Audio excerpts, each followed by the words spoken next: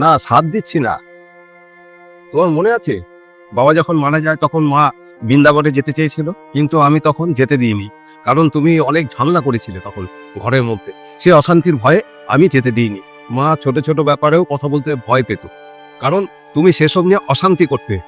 মা মনমরা হয়ে ঘরের এক কোণে বসে থাকতো, কিন্তু আমি দেখেও কিছু বলতে পারতাম না, কারণ বলতে গেলেই তো তুমি ঝগড়া অশান্তি শুরু করে দেবে ঘরের মধ্যে। মার ভাগ্যে না দুবেলা খাওয়ারই জুটতো, তাও তুমি 200 বার কথা শুনিয়ে তারপর তার খাওয়াটা দিতে।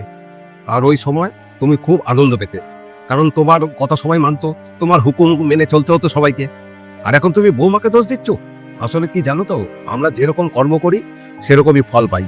আর সময় সে তো ঘুরে পাল্টে আবার আসে, কিন্তু যখন আসে সে তো সময় পাল্টে যায়, কিন্তু আমাদের ফেলে আসা কর্ম সেটা তো পাল্টানো যায় না। আজকে তোমার ছেলের একটা কথা শুনে তোমার কত খারাপ লাগছে, তবে তুমি চিন্তা করো তো সেই সময় আমার মার কতটা খারাপ লেগেছিল। আমরা যখন কারোর সাথে খারাপ ব্যবহার করি না, মনে রাখবে সেটা ঘুরে আমাদের কাছেই ফিরে আসতে পারে, আর সেই জন্য নিজেকে তৈরি থাকতে হবে। আমি যা করেছি তার জন্য আমার খুব আফসোস হচ্ছে। এখন আফসোস করে আর লাভ নেই, কারণ তুমি চাইলেও ওনার থেকে ক্ষমা চাইতে পারবে না।